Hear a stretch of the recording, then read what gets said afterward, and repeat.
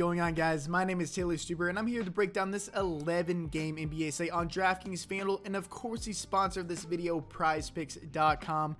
Massive slate today, 11 games, but it was supposed to be 13 games, but 2 of the games got canceled, and luckily that's the case because we've just come off of a slate with 2 games not too long ago, and then 3 games, and then now we were supposed to have a 13-game slate down to 11 now. But if you guys haven't already, make sure to check out the free content tab in the Discord. All of the notes for every single team, every single game today have already been posted.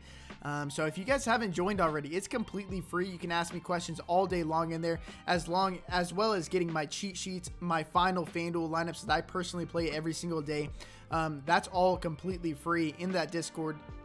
Completely free to join. Down in the link below, should be in the pinned comment, as well as up here if you guys want to type in discord.gg and then whatever the code is when it comes along. And if you guys want to support me, I mean, this took me hours on hours to get all these game notes done. If you guys could subscribe if you haven't already, like this video, and then comment below with your favorite play of the day. Really helps out my YouTube algorithm and helps get this video out to a bit more people. And of course, guys, I will be live streaming on Twitch, twitch.tv/TaylorStuber, an hour before lock, and maybe a bit later, or a bit sooner, just because of how big this slate is, and there's a lot of news we're gonna have to wait on. But yeah, we have a lot to talk about today, so let's just jump right into it.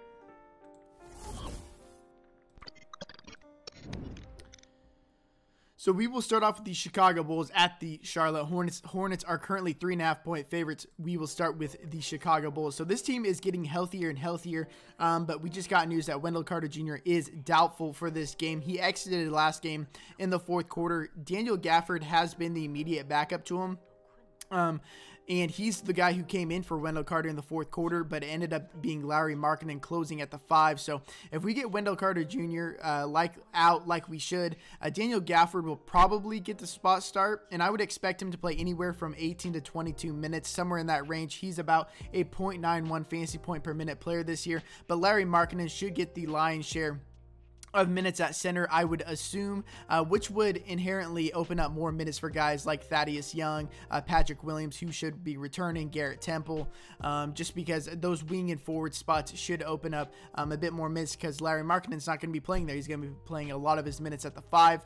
So I like Lauri Markkanen quite a bit today, more so on FanDuel. And then with Satoransky and RC Diacono being healthy now, Kobe White's minutes are trending downwards. I know he's dealt with a blowout and he's dealt with foul trouble just this last game, but it looks like his minutes were trending downwards with both those guys back. And then Zach LaVine is somewhat a similar situation. His minutes shouldn't be as high as they were with both those guys out. Obviously, the upside is through the roof. I mean, his usage rating is above 30% this year, but he's priced up as if this team is not healthy like it is currently. So 9.5K is a bit of a reach for me, especially in a slow-paced matchup against the Charlotte Hornets. Now, on the Hornets side, they are healthy now. Cody Zeller is probable to return, and with him being back, it's going to bump Bismack Biyombo back to the bench, and we're going to see less minutes from PJ Washington at the 5. So this really muddies the water in the front court, and we know the back court is already as muddy as possible. Because we know we do know that it's going to be Devontae Graham, Terry Rozier, LaMelo Ball getting the most of the minutes in the guard spots, but where the production comes from, we don't know. LaMelo Ball, 7.8K. Now, this is a hefty price tag for a guy that we really don't know where the minutes are going to be. Because we've seen him play 30-31 minutes, and when he plays that many minutes, he's absolutely destroying this price tag. But recently, he's been playing low 20s minutes, so strictly a GPP play for me. But LaMelo Ball this year at 24.4% usage rating, 14.1 total rebound percentage, 37.4 assist percentage, averaging 1.32 fantasy points per minute. Now, if you can guess him playing 30+ minutes, he's an absolute smash play at 7.8K. But I don't know if he's going to play that many minutes. It is a good matchup against the Chicago Bulls, who are a bottom 3 team in terms of defensive rating and one of the fastest teams in the league. So a premier matchup for LaMelo Ball. If he gets the minutes, he's a great play. But Gordon Hayward in cash games, I think is a lot safer. leading this team with a 34.3 minutes per game, 24.9% usage rating, averaging 1.09 fantasy points per minute. He's the guy on this team who has the most secure role and secure minutes. So in cash games, I probably go Gordon Hayward, but LaMelo Ball, one of my favorite GPP plays today, just because we don't know and nobody knows where the minutes are really going to go with him. But this Houston Rockets and Detroit Pistons game, the Rockets going to be one of the more popular teams on the slate, and for good reasons. Pacers are currently 3-point favorites, but the Rockets are going to be without John Wall, Christian Wood, Daniel House, and Dante Exum. They are all out. Dante Exum has yet to make his debut for this team. But DeMarcus Cousins, he's going to start in place of Christian Wood, but it's hard for me to imagine him playing more than 26 minutes. I believe he played 24 minutes last time Christian Wood was out, and he got the start. Very good when he's out there on the court, at 24% use rating, 22.3 total rebound percentage, averaging 1.35 fantasy points per minute, and he's only 4.4K. Probably going to be the chalkiest play on the slate, but for good reason. I do like DeMarcus Cousins today. Probably going to end up being an S tier play on my cheat sheet. But the thing with this is that he does have a lower usage rating than Christian Wood, and the fact that he's not going to play as many minutes as Christian Wood is going to leave more minutes at PJ Tucker at the 5, which is going to leave a much higher usage rating for a much longer amount of time for Victor Oladipo and Eric Gordon. So big bumps going from Christian Wood to DeMarcus Cousins for Oladipo and Eric Gordon. I absolutely love both of these guys. Victor Oladipo at 37.7% usage rating, 9.3 total rebound percentage, 38.5 assist percentage, averaging 1.56 fantasy points per minute since coming over to this Houston Rockets team. And then Eric Gordon this year, a 26.1% usage rating, 13.3 assist percentage, averaging about a fantasy point per minute without Wall on the court.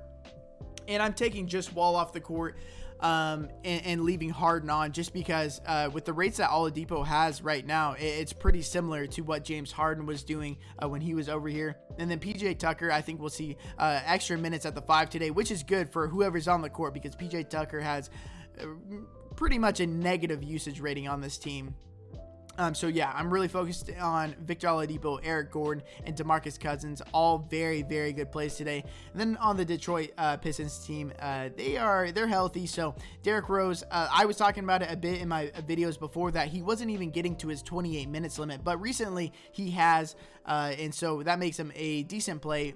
They have risen his price tag a bit more, but at 5.5K, I think that there is still value in that price. He's a team high 29.7% use rating, 35.1 assist percentage, averaging 1.15 fantasy points per minute. Only going to play maximum 28 minutes, but he can definitely get it done in that time. And then Jeremy Grant, the clear alpha on this team, averaging 36.4 minutes per minute, 27.1% usage rating, 9.4 total rebound percentage, averaging 1.14 fantasy points per minute. So he's a solid play today. And then Mason Plumlee, he's been dealing with foul trouble and blowouts pretty much every game recently, but it looks like he's on pace to play 36 minutes when given the opportunity. Jahlil Okafor is getting phased out completely out of this rotation. Isaiah Stewart is getting a bit of run over Okafor as well. But he's Mason Plumlee is averaging 0.99 fantasy points per minute. So 5.3K, if we get him playing 36 minutes and he's averaging about a fantasy point per minute, a very good play in a very good matchup against the Houston Rockets. Over to the Orlando Magic at the Indiana Pacers. Pacers are 3-point favorites. The Magic, they are relatively healthy now. I mean, they're obviously without Markelle Fultz, Jonathan Isaac the rest of this year. But Michael Carter-Williams is questionable. So if he does return, that muddies the water completely and kind of tempers my expectations on guys like Cole Anthony. I think Michael Carter-Williams eventually will start over Cole Anthony once he's fully into the rotation. But Nikola Vucevic, I mean, he's playing massive minutes right now. He played 43 minutes last game in regulation and played the entire second half. He's only 8.9K. He has a 27.3% use rating, 17.7 total rebound percentage, 20 assist percentage, averaging 1.43 fantasy points per minute. And if he's going to play 40 minutes a game, 8.9K is way too cheap for him. And then Aaron Gordon, since coming off his minutes limit, has been playing around 36 minutes per game, only 7.6K, 24.3% usage rating for him, averaging 1.13 fantasy points per minute. I think he's a solid play. And then on the Indiana Pacers side, so TJ Warren, Karis LeVert, they are out. Miles Turner is questionable. So he is dealing with a fracture in his right hand. And so this is one of the main players we need to be focusing on throughout the day. Luckily, it is one of the first games of the slate. at 6 p.m. Central Time, so we're going to know ahead of time. But if he is out, expect Domantas Sabonis to slide over to the 5 spot and McDermott to slide into the starting role and play minutes at the 4. Jeremy Lamb debuted last game. He played 19 minutes, and I expect those minutes to trend up as he is one of their better players, probably their 3rd best player with Miles Turner out. And then Domantas Sabonis this year, a 28.7% use trading, 19.4 total rebound percentage, 24.5 assist percentage, averaging 1.34 fantasy points per minute without Warren, Oladipo, and Miles Turner. Oladipo obviously not on the team anymore. But I would really be focused on, if Turner is out, on Sabonis, Brogdon, McDermott, Justin Holiday. I think they all are relatively safe plays. Sumner will likely start, but down the stretch, it was Aaron Holiday who ended up closing the game, and then Jeremy Lamb will probably close the game as he gets healthier. But really tight rotation over there in Indiana, focusing on those guys purely. But we move over to the Brooklyn Nets at the Cleveland Cavaliers at 227.5 over-under. Next are currently 9.5 point favorites. Now, we just saw this game the other day, went to double overtime. Cleveland Cavaliers ended up beating the Nets. Actually, it was Colin Sexton who beat the Nets. It was something to behold. It was crazy watching that. But the Nets, they're healthy right now. But Jeff Green is someone I wanted to talk about because even though the Cleveland Cavaliers are a bigger team, they constantly had either Andre Drummond or Jarrett Allen out there on the court, sometimes them next to each other. But DeAndre Jordan was playing pretty solid minutes through the first 3 quarters, and there was no foul trouble, no injury for him. They just decided to close out the 4th quarter and both the overtimes with Jeff Green at the 5. So if we're going to see like 30, Jeff Green ended up playing 35.5 minutes in regulation. So if we're going to see 35 minutes out of Jeff Green, 4.6K is way too cheap for him. But if you're predicting DeAndre Jordan in the same exact matchup to play around 30 minutes, he averages about a fantasy point per minute, 5.2K. Would absolutely love DeAndre Jordan. So guessing between those two guys could be very fruitful. But now it's with all of them healthy, Harden, Durant, Irving, it's hard to pick between them. But I'm probably going to side with Kyrie Irving. It looks like he is taking over more of the alpha role. With all 3 of them healthy that last game, Kyrie Irving had a 29% usage rating, which led the team, followed by Kevin Durant at 28.5%, James Harden at 23.5%, but James Harden had a 33.3% assist percentage. So James Harden being more of the facilitator, Kyrie Irving and Kevin Durant taking over the shooting roles.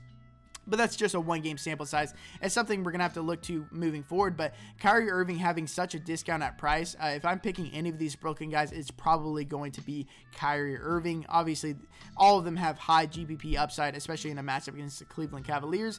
But the Cavaliers, they're going to be without Kevin Love, Matthew Dellavedova again. Darius Garland and Dylan Windler are questionable. So Darius Garland, if he returns, the Cavs are already running a tight rotation. They ran just 8 players in a double overtime game just last time out. And so if Garland returns, I think it more than likely just knocks Damian Dotson out of the rotation, and they continue to play just an 8-man rotation. But I don't expect Garland to play all that much, given that he's coming back from a pretty lengthy injury.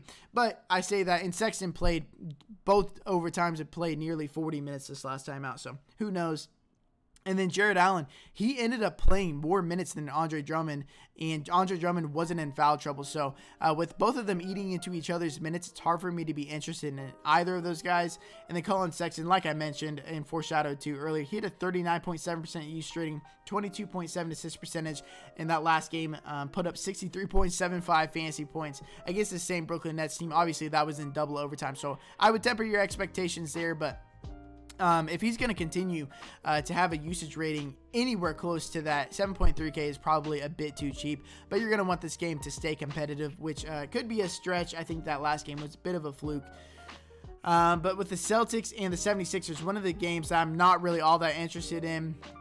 Only a 205 over-under. 76ers are 5-point favorites. The Celtics, they're going to be without Jason Tatum and Carson Edwards. Again, Kemba Walker, he has been limited in his first few games since returning, but it looks like his limit has been lifted to the 25 to 28 minute range. He's a 39.1% use rating, 47.6 assist percentage, averaging 1.31 fantasy points. per minute in the first 2 games since returning. Now, obviously, those numbers aren't very sustainable, but at its current prices, if he gets upwards of 28 minutes in a competitive game, I definitely think he can pay off this price tag, more so on FanDuel than DraftKings, but I think he's definitely viable. The upside is just a bit capped on an 11-game slate if he's only going to be playing 28 minutes, going to be very, very efficient to pay that off. But then Jaylen Brown, even with Kemba Walker returning, he's shot 20 and 24 times in each of the last 2 games with Walker back and Jason Tatum still being out. A lot more affordable on FanDuel for Kemba Walker. But then on FanDuel, I don't like him nearly as much. But this team overall, I'm really not in this game overall. I'm really not that interested in the 76ers. Mike Scott is back, but Seth Curry is probable to return, so that's going to eat into the minutes of Milton, Danny Green, Tyrese Maxey. So I don't really like any of the guys on this team outside of maybe Joel Embiid, just because of the sheer volume that he gets. 30.7% use rating, 19.2 total rebound percentage, 14.7 assist percentage, averaging 1.58 fantasy points per minute. Is going to play around 36, 38 minutes if this game is competitive. So that's really the only guy on this team that I'm interested in. The Miami Heat versus the Toronto Raptors, a game that I'm a lot more interested in. Raptors are currently 2.5-point favorites. The Heat, Jimmy Butler, Avery Bradley, they are out. Tyler Hero is questionable. Another game or another player that we're really going to have to monitor throughout the day, because if Tyler Hero is out again, Goran Dragic, Kendrick Nunn, Gabriel Vincent get massive bumps. Now they've upped the price on Kendrick Nunn. You know, we've played him ever since Tyler Hero has been out, and it's paid off 2 of the 3 times, but they've upped his price to $5.4K. Don't like him nearly as much, but I definitely think he's viable. But Goran Dragic, $6,000 since the beginning of last year without Jimmy Butler and Tyler Hero on the court, and this team is very, very similar. It's pretty much the same team that we saw last year. Without Butler and Hero on the court since the beginning of last year, Goran Dragic, a 27.6% use rating, 32.6 assist percentage, averaging 1.13 fantasy points per minute. Bam Adebayo, same scenario, 26.8% use rating, 18.4 total rebound percentage, 31.9 assist percentage, averaging 1.4 fantasy points per minute. And then Kendrick Nunn, 24.7% use rating, 20.6 assist percentage, averaging 0.96 fantasy points per minute. All 3 of those guys should play pretty big minutes given their prices, and they're going to be a lot more active out there on the court without Jimmy Butler, and especially if Tyler Hero's not on the court.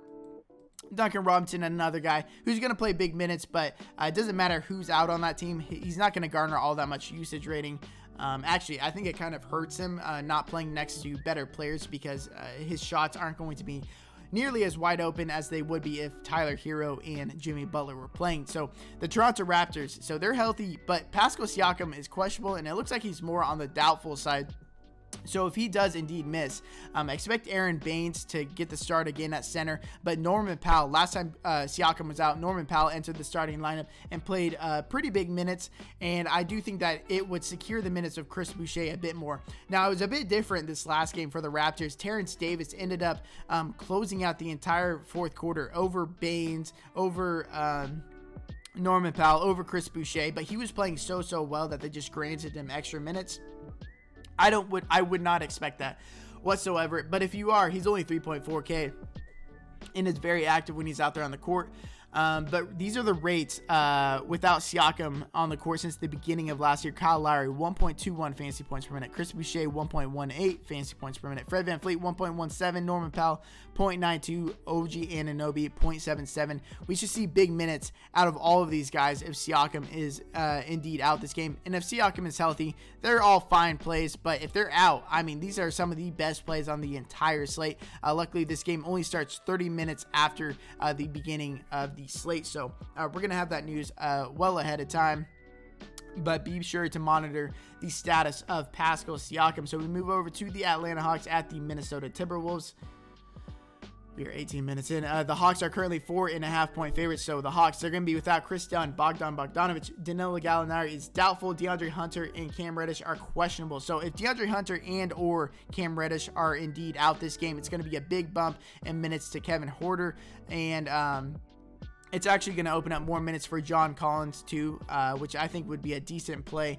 But Clint Capella, I mean, he's just playing massive minutes. You know, we played him on FanDuel the other day. It was an overtime game, but it looks like he's going to play like 37, 38, 39 minutes a game moving forward. He has a 19.9% use rating, 24 total rebound percentage, averaging 1.29 fantasy points per minute. Should absolutely abuse this Minnesota Timberwolves front court without Karl Anthony Towns, who we'll talk about later. We just saw this same exact matchup not too long ago, and Clint Capella put up 50-plus fantasy points in that matchup. And then Trae Young, they've been pricing him up, so not nearly as good a GPP play as he was, but he has been playing much better recently. 32.5% use rating, 41.4 assist percentage, averaging 1.31 fantasy points per minute. But like I said, they upped his price over 9K. It was below 9K for a game or two, so not nearly on him as much as I was earlier, but still a solid play.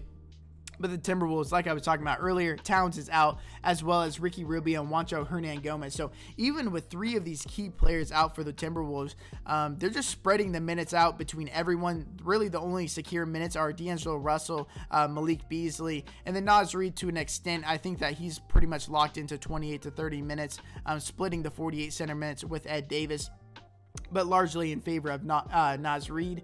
Even new guys are entering the rotation now, like McDaniels. It's hard to trust anybody on this team, but D'Angelo Russell at 30.3% usage rating, 34.3 assist percentage, averaging 1.22 fantasy points per minute without Towns on the court. Naz Reid averaging about 0.99 fantasy points per minute. So if he gets to play 30 minutes in this matchup, I think he's a pretty solid play at 5.2K. And it's hard to get to him on FanDuel just because he is at the center spot and it comes at an opportunity cost, especially with DeMarcus Cousins at about the same price. But if you want to get leverage, because he will more than likely play more minutes than Cousins, not nearly as active out there on the court, but will give you a bit of ownership edge if you do play him over Cousins, but definitely risky. Move over to the Dallas Mavericks at the San Antonio Spurs at 222 over under. Mavericks are currently 3-point favorites. Mavericks, they're going to be without Josh Richardson, Dorian Finney-Smith, Maxi Kleber, and Dwight Powell. Porzingis, he's been playing 33 minutes per game since returning from the injury. They started him off slowly, but the last couple of games he's been playing, like I said, 33 minutes per game, and that should rise as the season moves along. His price has risen as well, but he has a 26.6% use rating, 15.1 total rebound percentage, averaging 1.25 fantasy points per minute. But without Powell, without Maxi Kleber, we saw last game that he started at the 5, and I think we see a similar situation today where he starts at the 5 over Willie Cauley-Stein, especially against the San Antonio Spurs team, who are one of the smaller front courts with LaMarcus Aldridge getting the lion's share of minutes at the 5. So I expect Porzingis to start again, and Josh Green is likely going to start again, but Luka Doncic, his usage rating has dropped 6% down to 30% with Porzingis on the court. So not nearly as interested in Luka. He's going to have to be very efficient to pay off this price tag with Porzingis healthy. And then Jalen Brunson should play 30-plus minutes again, and he's only 3,900 over on FanDuel. I think that's very good price over there. Over here on FanDuel, 4.7K. I think he's definitely viable, but specifically on FanDuel at 3.9K, I think he's a lot more interesting.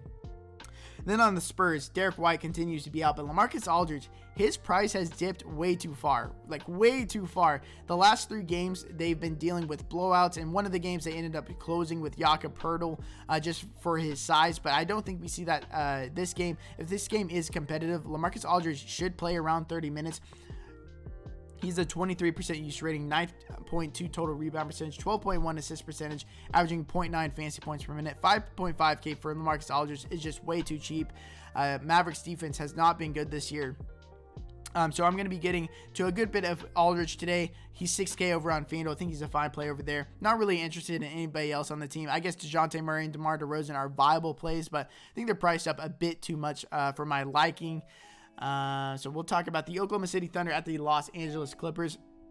A 220 over under. Clippers are 13-point favorites. So real big blowout risk. I typically don't like to call blowouts, but this is in Los Angeles, and this Thunder team is going to be without Al Horford, Trevor Ariza, Isaiah Roby should start again for Al Horford.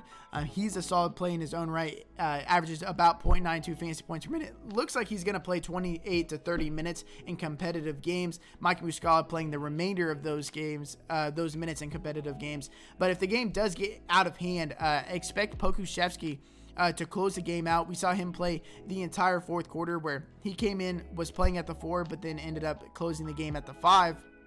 So if you think this game blows out, Pokusevski at 3.1K will likely play 22-24 minutes. Good per minute producer, so going to be active when he's out there on court. He would be fine play at 3.1K. But if you think this game stays competitive, yeah, Isaiah Roby, his price has been rising. I still think there is value in this price tag on both sides.